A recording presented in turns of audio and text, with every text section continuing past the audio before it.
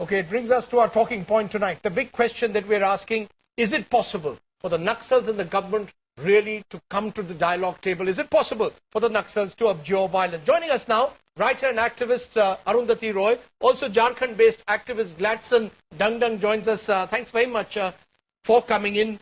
Let's get the other side of the story. You've heard Kishanji there, the Maoist leader, openly taking responsibility and saying that there will be more acts of violence. In this violent climate, how can you expect the government of India to reach out and call for a dialogue, which is what you, Arundhati, and other civil rights activists are calling on? You're saying the government must call off its offensive. What about asking the Maoists to abjure violence? See, I saw this letter that Mr. Chidambaram has written asking for whether civil society groups can persuade the Maoists to abjure violence. I think it's a bit disingenuous, the whole thing, because this binary that's been created of there are the Maoists on the one side and there's the government on the other side and there's these human rights activists in the middle. It's a simplification of a very, very complex picture. And I don't think there's any such thing as human rights activists. They all belong to different groups.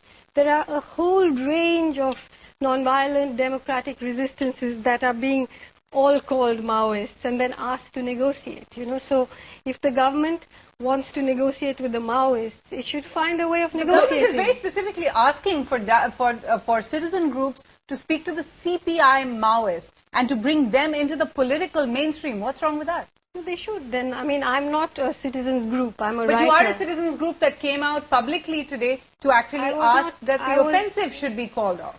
Of course, I think, you see, the thing is, you've got to look at it historically in terms of why has this happened. For 30 years in places like Chhattisgarh, there have been Maoists. So why is the situation now being made to sound as if there's this huge upsurge? The real fact is, as I'm sure Gladson will also tell you, the fact is that it is, I believe, that it's the government that wants a war to clear out the forest areas because there is a huge backlog of MOUs in Jharkhand as well as in Chhattisgarh that are not being activated. Let me tell you what the Home Minister told us on a program about a month ago when we asked him this very question. He said that, look, the government would like to do development work in these areas. But when we build roads, the Maoists blow them up. When we build schools, the Maoists blow them up. They mine roads, they mine schools, they do not allow development to take place. You say it's binary, but it's also a bit chicken and egg. What is the government of India to do if the force that's opposed to them is taking arms, is beheading policemen, is resorting to violence? If you were present at the meeting today, Himanshu Kumar, who lives in Dantewara, said that he, under the Right to Information Act, asked the government to give information about which social Anganwadi worker, which teacher, which person who does any kind of development work the Maoists have ever killed, and the answer was none. Now the real problem is this word development.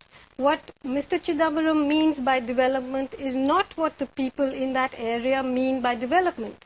I have been to Dantewara and I've seen the roads that are being built. Those are not roads being built for Adivasi people to walk. But the mining of roads, I'm against mining of roads. I'm against landmines, and I'm.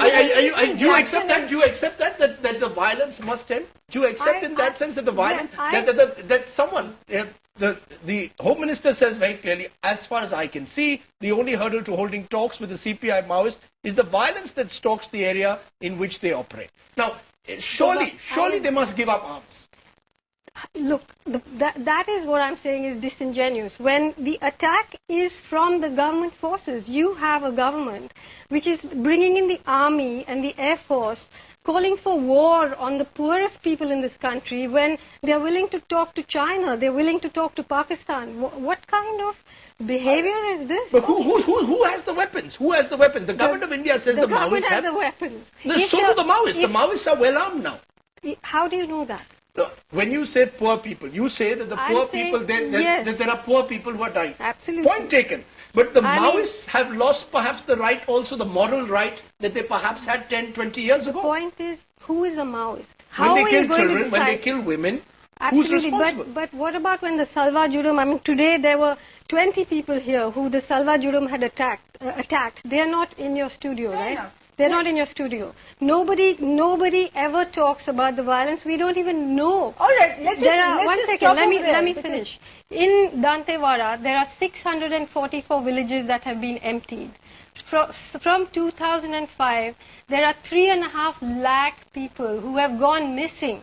Nobody even knows how they died. One violence doesn't justify another. It does not. When women and children are killed, it doesn't justify state violence either, but both violences... But you are making an equivalence of somebody who has air power and nuclear power and armies against people. Let him tell you what happened to him. Right, if I could just bring Gladson in over here. Arundhati Roy said right now that not one Anganwadi worker has been killed by Naxals, but we do know that 659 people have died. Of them, 259, I believe, are police officers, 400 were civilians. So just to come back to our original question, Gladson, you're there on the ground. Do you think coming to the talks table is even a remote possibility? Right?